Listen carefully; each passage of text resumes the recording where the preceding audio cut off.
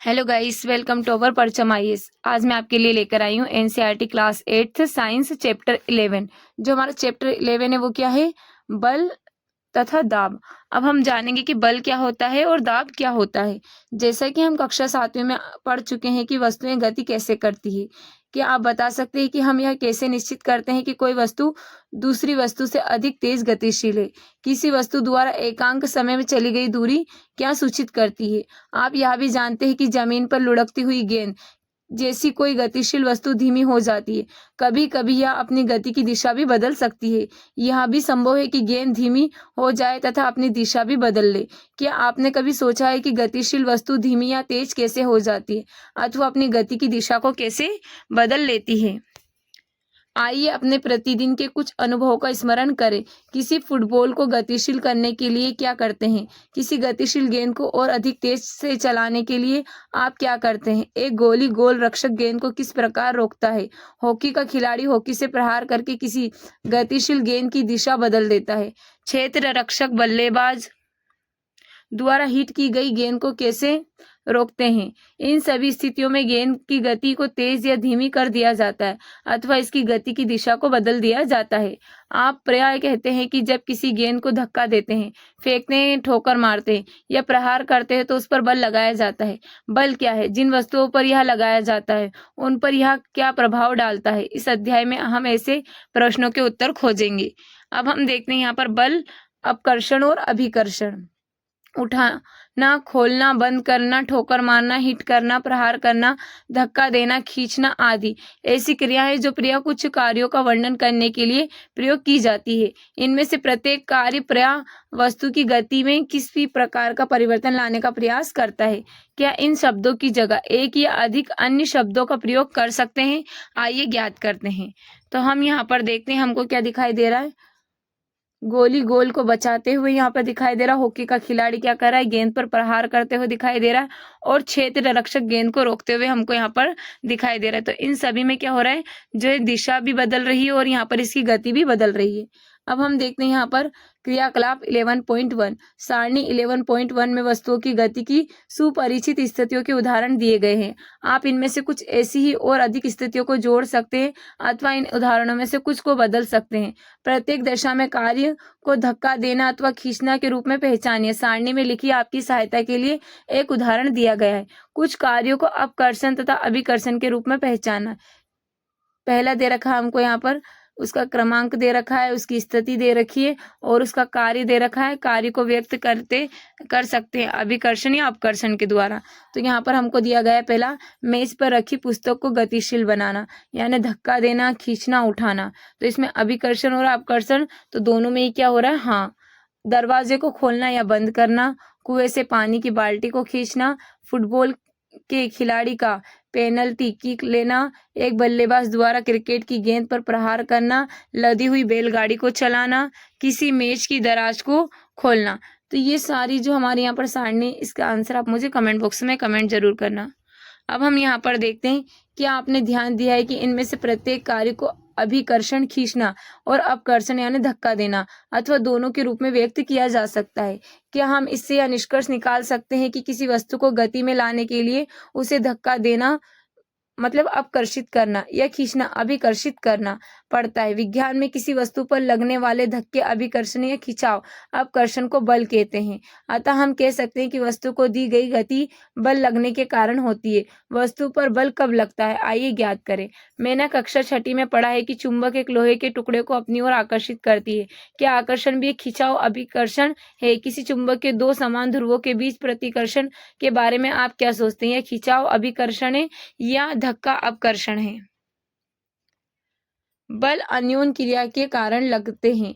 अब हम देखते हैं बल किसके कारण लगता है? अन्योन क्रिया के कारण। मान लीजिए कोई आदमी स्थिर कार के पीछे खड़ा है, क्या उसकी उपस्थिति के कारण कार गति में आएगी? मान लीजिए जब आदमी कार को धक्का लगाना प्रारंभ करता है, जैसे कि चित्र में दर्शाया गया है, अर्थात वह इस पर बल लगाता है, कार लगाए गए बल की दिशा में गति करना प्रारंभ कर सकती है।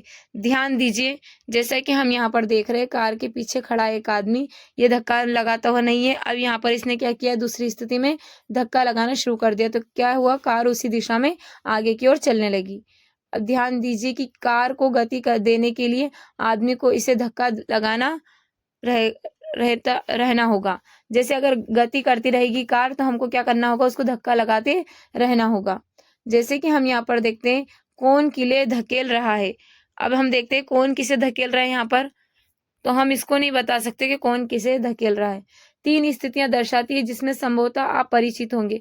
क्या आप बता सकते हैं कि इन स्थितियों में कौन खींच रहा है, कौन धक्का दे रहा है? दोनों लड़कियां एक दूसरे को धक्का देती हुई प्रतीत हो रही है, जबकि चित्र में बी में लड़कियों का युग्म एक दूसरे को खींचने का प्रयत्न कर रहा है। इसी प्रकार जो हमारा चित्र सी है उसमें क्या कर रखा है, गाय तथा आदमी दोनों एक दूसरे को खींचते हुए प्रतीत हो रहे हैं। यहाँ पर दर्शाई गई दोनों स्थितियों में लड़कियां एक दूसरे पर बल लगा रही है। क्या यह बात आदमी तथा गाय पर भी लागू होती है? इन उदाहरणों में से हम निष्कर्ष निकाल सकते हैं कि बल लगने के लिए कम से कम 2 वस्तुओं में अन्योन्य क्रिया होनी आवश्यक है। इस प्रकार 2 वस्तुओं के बीच अन्योन्य क्रिया के कारण उनके बीच बल लगता है। अब हम यहाँ पर देखते हैं बलों को खोजबीन। जो हमारा बल है उनका खोजबीन कैसे हुआ। आइए बलों के बारे में कुछ अधिक सीखने का प्रयत्न करें। क्रियाकलाप 11.2 कोई भारी वस्तु जैसे मेज संदूक लीजिए जिसे आप जोर से धकेलने पर गति में ला सकें। इसे अकेले धकेलने का प्रयत्न कीजिए। क्या आप इसे खींच पाते हैं? जब आपने किसी मित्र को कहिए कि बक्से को उसी दिशा में धकेलने में आपकी सहायता करे। क्या अब इसको खिसकाना आसान है? क्या आप बता सकते हैं कि ऐसा क्यों हुआ? अब उसी वस्तु को फिर से धकेलिए, लेकिन इस बार अपने मित्र से कहिए कि वह इसे विपरीत दिशा में धकेले। क्या वस्तु गतिमान होती है? यदि यह गति में आती है तो इसकी गति की दिशा को नोट कीजिए। क्या आप अनुमान लगा सकते हैं कि आप में से कौन अधिक बल लगा रहा है? जैसा कि हम यहाँ पर देख सकते हैं 2 मित्र भारी वस्तु को धक्का देते हुए पहले तो एक ही दिशा में और फिर विपरीत दिशा में। क्या आपने कभी रस्साकशी का खेल खेला है या देखा है? इस खेल में 2 टोलियां एक रस्से को विपरीत दिशा में खींचती है। दोनों टोलियों के सदस्य रस्से को अपनी दिशा में खींचने का प्रयत्न करते हैं। कभी कभी रस्सा बिल्कुल नहीं खिसकता।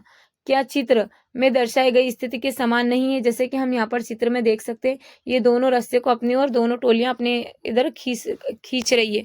जो टोली अधिक जोर से खींचती है अर्थात अधिक बल लगाती है, अंत में वही खेल में विजय होती है। ये उदाहरण बल के बारे में क्या समझाते हैं? किसी वस्तु को एक ही दिशा में लगाए गए बल जुड़ जाते हैं। अब स्मरण कीजिए कि क्रियाकलाप 11.2 जब आपके मित्र की भारी संदूक के साथ एक ही दिशा में धकेला तो क्या हुआ था। यदि किसी वस्तु पर 2 विपरीत दिशा में कार्य करते हैं तो इस पर लगने वाला बल कुल नेट बल के अंतर के बराबर होता है। जब आप दोनों भारी संदूक को विपरीत दिशा में धकेलेंगे तो आपने क्या देखा था? स्मरण कीजिए कि रस्साकशी के खेल में जब 2 टोलियां रस्से पर बराबर बल लगाकर खींचती है तो रस्सा किसी भी दिशा में नहीं जाता। इस प्रकार हमने सीखा है कि एक बल दूसरे बड़ा, छोटा या बराबर हो सकता है। बल की प्रबलता क्रिया इसके परिणाम से मापी जाती है। बल के बारे में बताते समय हमें उस दिशा का उल्लेख करना भी आवश्यक है जिसमें बल का कार्य करता है। यह भी याद रखिए कि यदि लगाए बल की दिशा परिमाण में परिवर्तन हो जाए तो इसका प्रभाव भी बदल जाता है। क्या इसका अर्थ यह है कि यदि किसी वस्तु पर विपरीत दिशाओं में लगने वाले बल बराबर है तो उस पर लगने वाला नेट बल 0 होगा? सामान्य रूप से किसी वस्तु पर एक से अधिक बल लगे हो सकते हैं, तथापि वस्तु पर इनका प्रभाव नेट बल के कारण ही होता है। बल वस्तु की गति की अवस्था में परिवर्तन कर सकता है। आइए अब ज्ञात करते हैं कि जब किसी वस्तु पर बल लगता है तो क्या होता है। क्रियाकलाप 11.3 रबड़ की एक गेंद लीजिए तथा इसे किसी समतल सतह जैसे कि मेज या कंक्रीट के फर्श पर रखिए। अब गेंद को धीरे से समतल सतह पर धक्का दीजिए। क्या गेंद गति में आ जाती है? गतिशील गेंद को फिर से धक्का दीजिए। क्या इसकी चाल में कुछ परिवर्तन होता है या बढ़ती या घटती है? अब अपनी हथेली को गतिशील गेंद के सामने रखिए। जैसे कि गतिशील गेंद इसे स्पर्श करे हथेली को हटा लीजिए। क्या आपकी हथेली गेंद पर कोई बल लगाती है? गेंद की चाल पर इसका क्या प्रभाव पड़ता है? क्या यह बढ़ती है या घटती है? यदि आप गतिशील गेंद को अपनी हथेली से रोकते हैं तो क्या होगा? विराम अवस्था में गेंद पर बल लगाने पर वह गतिशील हो जाती है। आप इसी प्रकार की अन्य परिस्थितियां पर विचार कर सकते हैं। उदाहरण के लिए पेनल्टी किक लेते समय खिलाड़ी गेंद पर बल लगाता है। किक लगाने से पहले गेंद विराम अवस्था में थी, अतः इसकी चाल शून्य थी। लगाए गए बल ने गेंद को गोल की ओर गति प्रदान की। मान लीजिए गोली गोल बचाने के लिए गेंद पर झपटता है या उछलता है। इस क्रिया द्वारा गोली गतिशील गेंद पर बल लगाने का प्रयत्न करता है। उसके द्वारा लगाया गया बल गेंद को रोक सकता है या विक्षेपित कर सकता है और गोल होने से बचा सकता है। यदि गोली गेंद को रोकने में सफल हो जाता है तो इसकी चाल शून्य हो जाती है। ये प्रेक्षण सुझाते हैं कि किसी वस्तु पर लगाए गए बल द्वारा उसकी चाल बदली जा सकती है। यदि लगाया गया बल गति की दिशा में है तो वस्तु की चाल बढ़ जाती है। यदि बल वस्तु की दिशा की गति के विपरीत में लगाया जाए तो वस्तु की चाल कम हो जाती है। अब हम यहाँ पर देखा मैंने बच्चों को एक दूसरे से रबड़ के टायर या किसी घेरे को धकेलकर तेज चलाने की होड़ लगाते हुए देखा है। मैं समझ गया हूँ कि धक्का देने पर टायर की चाल क्यों बढ़ जाती है। टायर को तेज गति से चलाने के लिए इसे लगातार धक्का लगाना पड़ता है। पहेली यह जानने के लिए उत्सुक है कि क्या बल लगाने से केवल वस्तु की चाल ही परिवर्तित होती है। आइए ज्ञात करें। क्रियाकलाप 11 पॉइंट। एक गेंद लीजिए तथा इसे क्रियाकलाप 11.3 की भांति किसी समतल सतह पर रखिए। गेंद को धक्का देकर चलाइए। अब चित्र में दर्शाए अनुसार इसके रास्ते में एक पैमाना रखिए। ऐसा करने में से आप गतिशील गेंद पर एक बल लगाएंगे। क्या पैमाने से टकराने के पश्चात गेंद उसी दिशा में गति करती रहती है। इस क्रियाकलाप को दोहराइए तथा प्रत्येक बार पैमाने को इस प्रकार रखिए कि यह गतिशील गेंद के पथ से पहले भिन्न कोण बनाए। प्रत्येक स्थिति में पैमाने के टकराने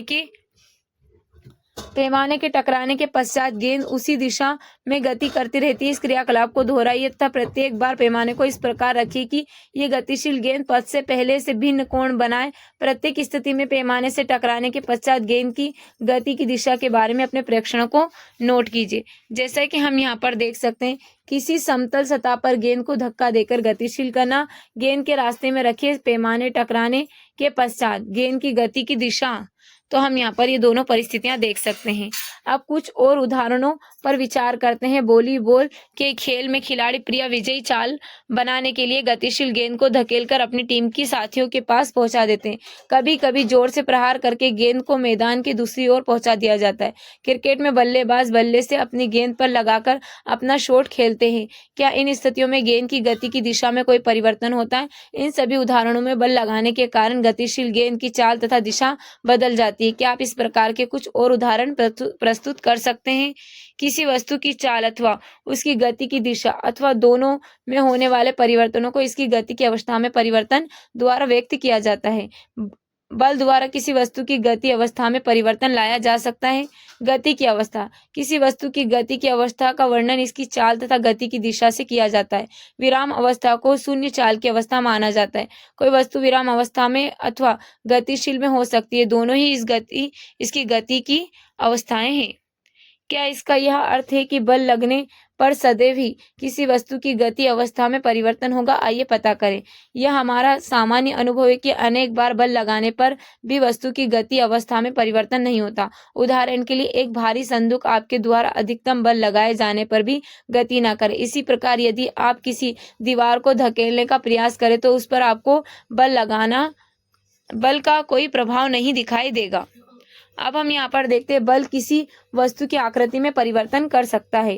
क्रियाकलाप 11.5। सारणी 11.2 के स्तंभ 1 में कुछ ऐसी स्थितियां दी गई है जिनमें वस्तुओं की गति नहीं कर सकती। सारणी के स्तंभ में 2 में विधियां सुझाई गई है जिसमें प्रत्येक वस्तु पर बल लगाया जा सकता है, जबकि स्तंभ 3 में इन क्रियाओं का चित्र दर्शाता है कि जितनी स्थितियों में संभव हो बल का प्रभाव देखने का प्रयत्न करना चाहिए। आप अपने पर्यावरण में उपलब्ध सामग्री का उपयोग करके इसी प्रकार की कुछ अन्य स्थितियों को भी यहाँ जोड़ सकते हैं। अपने प्रेक्षणों को सारणी 4 तथा 5 में नोट कीजिए। वस्तुओं पर बल लगाने के प्रभाव का अध्ययन। अब हम यहाँ पर देखते हैं स्थिति का वर्णन। बल कैसे लगाएं। चित्र। बल का प्रभाव गति अवस्था में आती है, आकृति में परिवर्तन होता है। जैसे कि हम देख रहे हैं एक प्लेट में गूंदा हुआ आटा हाथ से नीचे की ओर दबाने पर क्या हो रहा है। इसमें यहाँ पर गतिशील अवस्था में परिवर्तन, इसकी आकृति परिवर्तन हो रही है। तो क्या हो रहा है यहाँ पर, हाँ, इसकी आकृति भी परिवर्तन हो रही है और क्या हो रही है, गतिशील अवस्था में। साइकिल की गद्दी पर लगी कमानी, गद्दी पर बैठकर एक हुक या दीवार पर लगी कील से लटका रबड़ का छल्ला एक भार लटकाकर या इसके स्वतंत्र सिरे को खींचकर।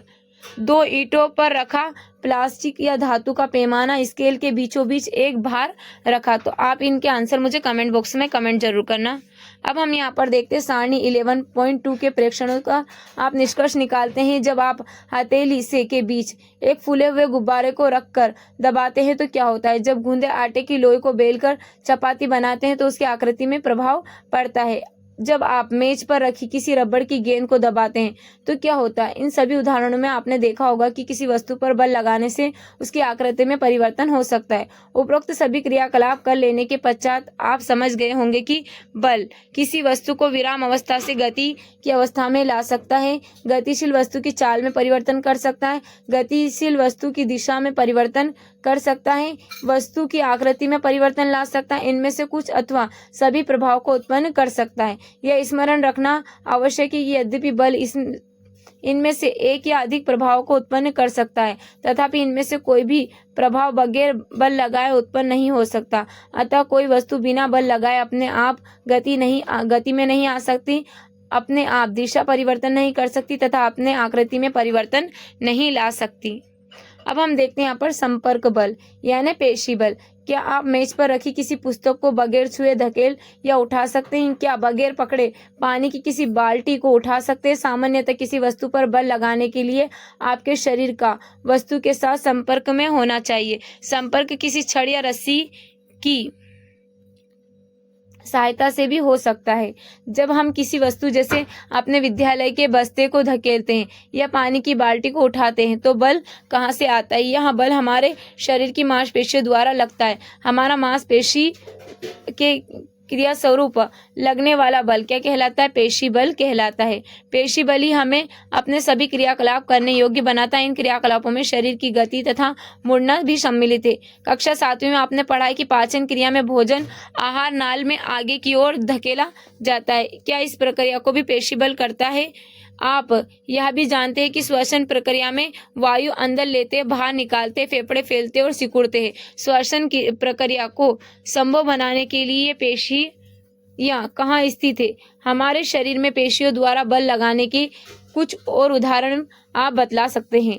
जैसा कि हम देखते हैं पशु भी अपने शारीरिक क्रियाकलापों तथा अन्य कार्यों को करने के लिए पेशी बल का उपयोग करते हैं। बैल, घोड़े, गधे और ऊंट जैसे पशु हमारे विभिन्न कार्य करने के लिए उपयोग किए जाते हैं। इन कार्यों को करने के लिए वे पेशी बल का उपयोग करते हैं। जैसा कि हम यहाँ पर देखते हैं पशुओं को पेशी बल अनेक कठिन कार्यों को करने के लिए प्रयोग किया जाता है। क्या करते हैं? पेशी बल लगाते हैं पशु और हमारा जो कार्य वो करते हैं। क्योंकि पेशी बल तभी लगाया जा सकता है जब पेशियां किसी वस्तु के संपर्क में हो, इसलिए इसे संपर्क बल भी कहते हैं। क्या अन्य प्रकार के बल भी? आइए पता करते हैं। अब हम यहाँ पर देखते हैं घर्षण। आपने कुछ अनुभव को स्मरण कीजिए। फर्श पर लुढ़कते वाली गेंद धीरे धीरे धीमी हो जाती है और अंत में रुक जाती है। साइकिल चलाते समय जब हम पेडल चलाना बंद कर देते हैं तो ये भी धीरे धीरे धीमी होती है और अंत में रुक जाती है। किसी कार या स्कूटर के इंजन को बंद कर देने पर वह भी कुछ समय बाद रुक जाता है। इसी प्रकार नाव भी खेलना बंद कर देने पर कुछ दूर चलकर रुक जाती है। क्या आप इस प्रकार के कुछ अन्य अनुभव इनमें जोड़ सकते हैं? इन सभी स्थितियों में वस्तुओं पर कोई बल लगता है प्रतीत नहीं होता, फिर भी इनकी चाल धीरे धीरे कम होती जाती है और अंत में विराम अवस्था में आ जाते हैं। इनकी गति की अवस्था में परिवर्तन किस कारण होता है? क्या इन पर कोई बल लग रहा होता है? क्या आप अनुमान लगा सकते हैं कि प्रत्येक दशा में बल किस दिशा में लग रहा होगा? इन सभी उदाहरणों में वस्तुओं की गति की अवस्था में परिवर्तन का कारण घर्षण बल है। फर्श तथा गेंद की सतहों के बीच लगने वाला घर्षण बल ही गतिशील गेंद को विराम अवस्था में लाता है। इसी प्रकार पानी तथा नाव की सतहों के बीच घर्षण खेना बंद करने पर नाव को रोक देता है। घर्षण बल सभी गतिशील वस्तुओं पर लगता है और इसकी दिशा सदैव गति की दिशा में विपरीत होती है, क्योंकि घर्षण बल को सतहों के बीच संपर्क के कारण उत्पन्न होता है। इसलिए यह भी संपर्क बल का एक उदाहरण है। इस प्रकार के इस बल के बारे में आप अधिक जानकारी अध्याय 12 में प्राप्त करेंगे। जैसा कि हम यहाँ पर देखते हैं, आप यह जानने के लिए उत्सुक होंगे कि क्या यह आवश्यक है कि किसी वस्तु पर बल लगाने वाला बल सदैव संपर्क बल ही हो? आइए पता लगाते हैं। असंपर्क बल या चुंबकीय बल। अब हम देखते हैं क्रियाकलाप 11.6 क्षण चुंबक को एक युग्मक लीजिए। दर्शाइए अनुसार एक चुंबक को 3 गोल पेशियां या लकड़ी के बेलनों रोलरों पर रखिए। अब एक दूसरे के चुंबक के सिरे को बेलनों पर रखे चुंबक के सिरे के समीप लाइए। ध्यान रखिए कि दोनों चुंबक एक दूसरे को संपर्क ना करें। देखिए क्या होता है। अब चुंबक के दूसरे सिरे को बेलनों पर रखे चुंबक के उसी सिरे के समीप लाइए। प्रत्येक बार नोट कीजिए कि क्या होता है जब दूसरे चुंबक को बेलनों पर रखे चुंबक के समीप लाया जाता है। जैसा कि हम यहाँ पर देखते हैं, दो चुंबकों के बीच आकर्षण और प्रतिकर्षण का प्रेक्षण करना। क्या बेलनों पर रखा चुंबक दूसरे चुंबक को समीप लाने पर गति करने लगता है? क्या यह सदैव समीप आने वाले चुंबक की दिशा में गति करता है? ये प्रेक्षण क्या सुझाते हैं? इसका क्या अर्थ है कि चुंबकों के बीच कोई बल अवश्य ही कार्य कर रहा है। क्या कक्षा 6ठी में आप सीख चुके हैं कि दो चुंबकों के समान ध्रुव एक दूसरे को प्रतिकर्षित करते हैं अथवा समान ध्रुव एक दूसरे को आकर्षित करते हैं। जो असमान ध्रुव रहते हैं वो क्या करते हैं? एक दूसरे को आकर्षित करते हैं, और जो दो समान होते हैं वो क्या करते हैं? प्रतिकर्षित करते हैं। दो वस्तुओं के बीच आकर्षण तथा प्रतिकर्षण को भी खींचने या धक्का देने के रूप में देखा जा सकता है। क्या चुंबकों के बीच लगने वाला बल को देखने के लिए आपको इन्हें संपर्क में लाना पड़ता है? एक चुंबक दूसरे चुंबक पर बगैर संपर्क में आए ही बल लगा सकता है। चुंबक द्वारा लगाया गया बल असंपर्क बल का एक उदाहरण है। इसी प्रकार चुंबक द्वारा किसी लोहे के टुकड़े पर लगाया गया बल भी क्या कहलाता है? असंपर्क बल कहलाता है। अब हम यहाँ पर देखेंगे स्थिर विद्युत बल क्रियाकलाप 11.7। प्लास्टिक का एक स्ट्रा लीजिए और इसको लगभग 2 बराबर भागों में काट लीजिए। धागे की सहायता से एक टुकड़े को किसी मेज के किनारे लटकाइए। अब स्ट्रा के दूसरे टुकड़े को अपने हाथ में पकड़िए और इसके स्वतंत्र सिरे को कागज की एक शीट से रगड़िए। स्ट्रा के रगड़े हुए सिरे को लटके हुए स्ट्रा के समीप लाइए। सुनिश्चित कीजिए कि दोनों टुकड़े एक दूसरे को स्पर्श ना करें। आप क्या देखते हैं? अब लटके हुए स्ट्रा के स्वतंत्र सिरे को कागज की शीट से रगड़िए। फिर से एक स्ट्रा को दूसरे टुकड़े से, जिसे पहले की कागज की शीट से रगड़ा जा चुका है, लटके हुए स्ट्रा के स्वतंत्र सिरे के समीप लाइए। अब आप क्या देखते हैं? तो हम यहाँ पर क्या देखते हैं? कागज से रगड़ा हुआ स्ट्रा दूसरे स्ट्रा को आकर्षित करता है, लेकिन यदि लटका हुआ स्ट्रा भी कागज की शीट से रगड़ा जाए तो उसे प्रतिकर्षित करता है। कागज की शीट से रगड़ा जाने पर स्ट्रा स्थिर विद्युत आवेश उपर्जित करता है। ऐसा स्ट्रा आवेशित वस्तु का एक उदाहरण है। एक आवेशित वस्तु द्वारा किसी दूसरी आवेशित अथवा अनावेशित वस्तु पर लगाया गया बल स्थिर विद्युत बल कहलाता है। वस्तुओं के संपर्क में न होने पर भी यह बल कार्य करता है, इसलिए स्थिर विद्युत बल असंपर्क बल का एक अन्य उदाहरण है। आप अध्याय 15 में विद्युत आवेशों के बारे में विस्तार से अध्ययन करेंगे। गुरुत्वाकर्षण बल। आप जानते ही यदि कोई सिक्का या पेन आपके हाथ से छूट जाए तो वह धरती की ओर गिरता है। पेड़ से अलग होने के पश्चात पत्तियां फल भी धरती की ओर गिरते हैं। क्या कभी आपने सोचा है ऐसा क्यों होता है? जब सिक्का आपके हाथ में पकड़ा हुआ है तो यह विराम अवस्था में, जैसे इसको छोड़ा जाता है तो यह नीचे की ओर गिरना प्रारंभ हो जाता है। स्पष्ट है कि सिक्के की गति की अवस्था में परिवर्तन होता है। आप इस पर बिना बल लगे ऐसा हो सकता है। यह बल कौन सा है? जैसे कि अगर कोई चीज गति कर रही है तो वो उस पर कोई ना कोई बल लग रहा होगा, तो हम कैसे बताएंगे कि यह बल कौन सा है? अब हम इसके बारे में जानेंगे। वस्तुएं पृथ्वी की ओर इसलिए गिरती है क्योंकि यह उन्हें अपनी ओर आकर्षित करती है। इस बल को गुरुत्व बल या केवल गुरुत्व कहते हैं। यह एक आकर्षण बल है। गुरुत्व बल प्रत्येक वस्तु पर लगता है। गुरुत्व बल हम सभी पर हर समय बगैर हमारी जानकारी के लगता रहता है। जैसे ही हम कोई नल खोलते हैं पानी धरती की ओर बहने लगता है। गुरुत्व बल के कारण ही नदियों में पानी नीचे की ओर बहता है। गुरुत्व केवल पृथ्वी का ही गुण नहीं, वास्तव में विश्व के सभी वस्तुएं, चाहे वे छोटी या बड़ी हो, एक दूसरे के ऊपर बल लगाती है। यह गुरुत्वाकर्षण बल कहलाता है। दाब। अब हम पढ़ेंगे दाब के बारे में। क्या आपने 7वीं में पढ़ा है कि तूफान या चक्रवात के समय प्रबल पवन की घर की छतों को भी उड़ा ले जाती है। आपने यह भी सीखा है कि पवन तथा चक्रवात वायु दाब के अंतर के कारण बनते हैं। क्या दाब तथा बल में कोई संबंध है? आइए पता लगाएं। किसी लकड़ी के तख्ते में एक कील को इसके शीर्ष के ठोकने का प्रयत्न कीजिए। क्या आप सफल हो पाते हैं? अब कील को नुकीले सिरे से ठोकने का प्रयत्न कीजिए। क्या आप इस बार इसे ठोक पाते हैं? जैसा कि हम यहाँ पर देख सकते हैं, लकड़ी के तख्ते में कील ठोकना।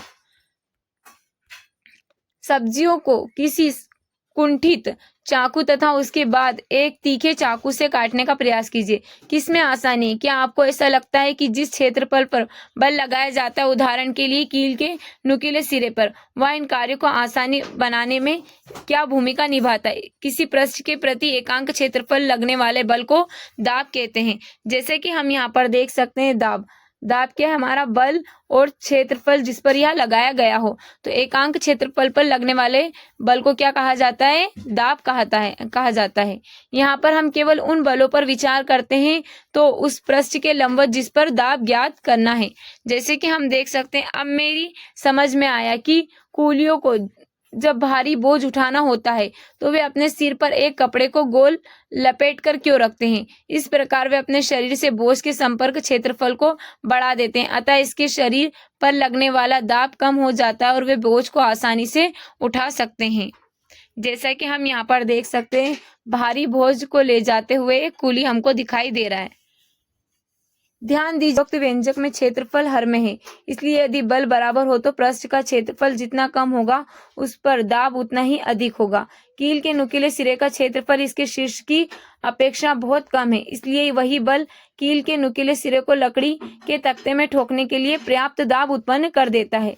क्या अब आप बता सकते हैं कि कंधे पर लटकने वाले थैलों में चौड़ी पट्टी क्यों लगाई जाती है? इन थैलों में बारीक पट्टी क्यों नहीं लगाई जाती? और काटने तथा सुराख करने वाले औजारों के किनारों पर सदैव तीक्ष्ण क्यों होते हैं?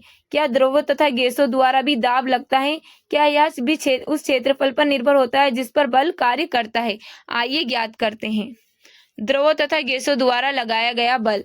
क्रियाकलाप 11.8 पारदर्शी कांच की एक नली अथवा प्लास्टिक का पाइप लीजिए।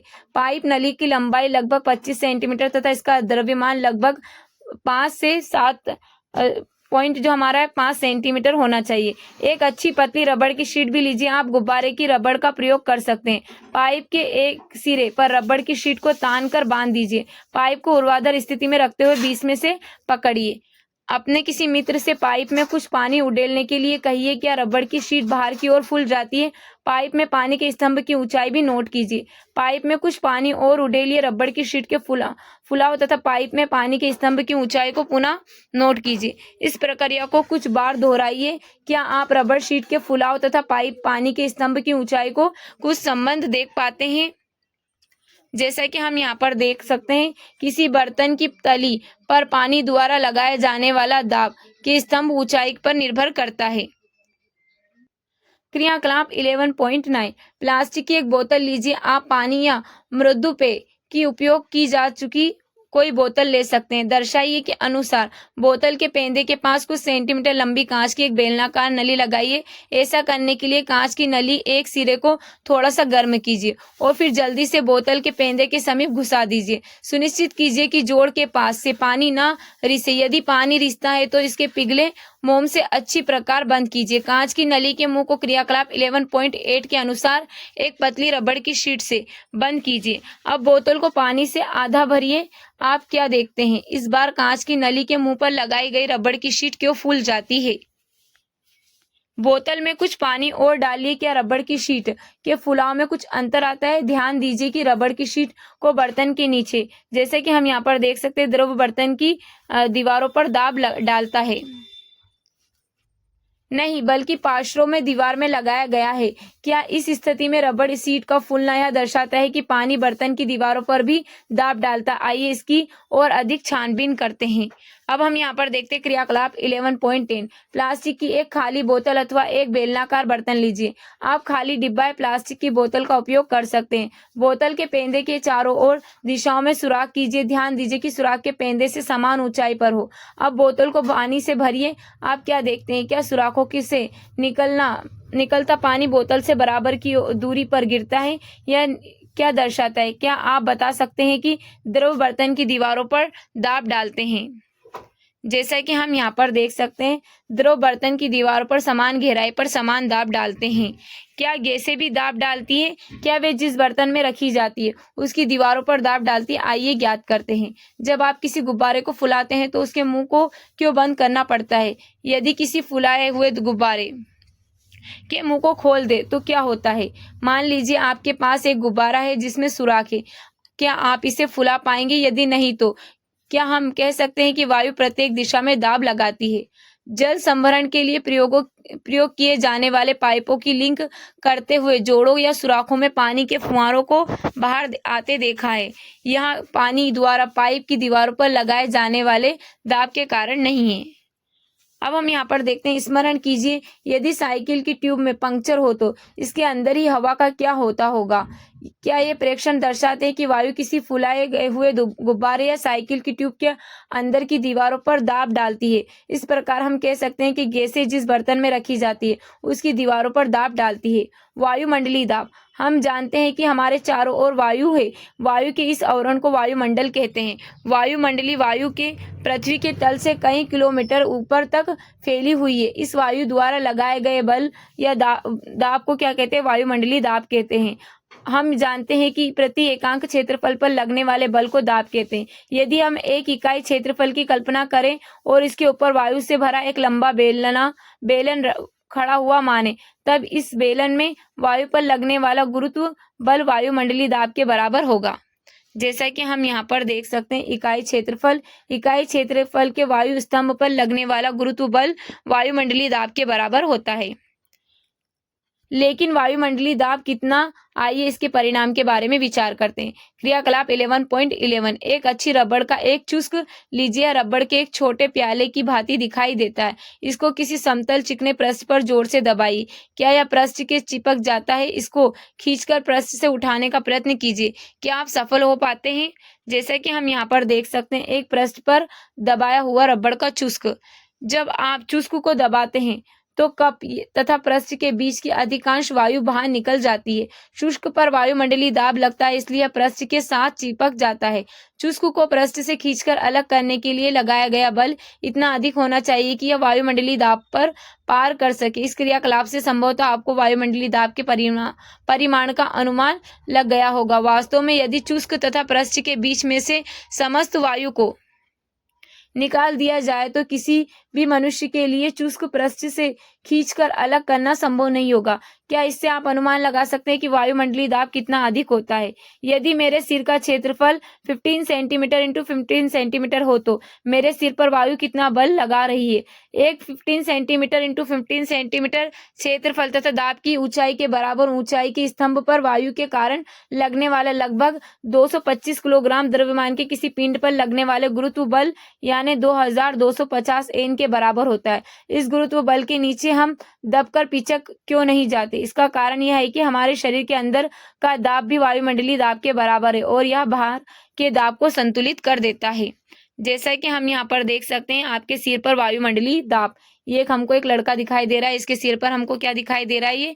ये वायुमंडलीय दाब दिखाई दे रहा है।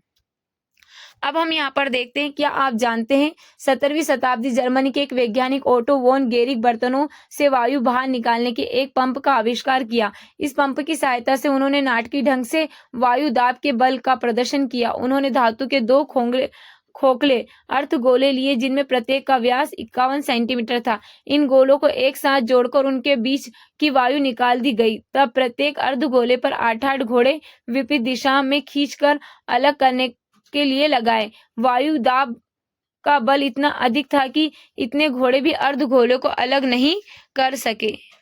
ये चित्र में हमको दिखाया गया अर्धगोलों को खींचते हुए घोड़े। अब हम यहाँ पर प्रमुख शब्द देखते हैं, हमने क्या क्या सीखा। वायुमंडलीय दाब, संपर्क बल, स्थिर वैद्युत बल, बल घर्षण, गुरुत्वीय बल, गुरुत्व, चुंबकीय बल, पेशी बल, असंपर्क बल, दाब और अभिकर्षण, खींचना और अपकर्षण, धक्का देना। अब हम देखते हैं हमने इस चैप्टर में क्या सीखा। बल धक्का देना, अपकर्षित करना या खींचना अभिकर्षित करना हो सकता है। बल 2 वस्तुओं के बीच अन्योन्य क्रिया के कारण लगता है। बल का परिमाण तथा दिशा दोनों होते हैं। किसी वस्तु की चाल में परिवर्तन अथवा गति की दिशा में परिवर्तन अथवा दोनों में होने वाले परिवर्तनों का अर्थ है इसकी गति की अवस्था में परिवर्तन होना। किसी वस्तु पर लगने वाला बल उसकी गति की अवस्था में अथवा उसकी आकृति में परिवर्तन कर सकता है। किसी वस्तु पर लगने वाला बल उसके साथ संपर्क में आए बगैर भी लग सकता है। प्रति एकांक क्षेत्रफल पर लगने वाला बल को दाब कहते हैं। द्रव्य तथा गैसों को बर्तनों की दीवारों पर दाब लगाते हैं हमारे चारों ओर की वायु द्वारा लगाए गए दाब को वायुमंडलीय दाब कहते हैं।